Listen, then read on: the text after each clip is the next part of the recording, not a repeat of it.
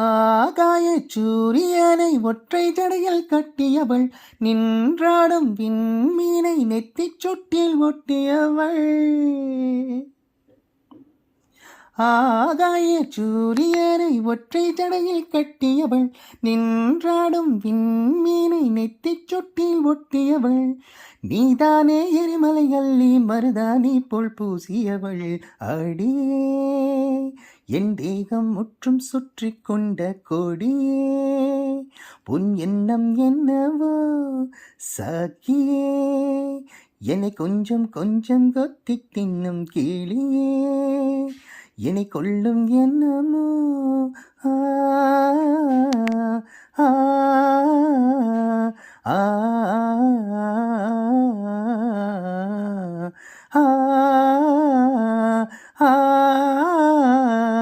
ஆ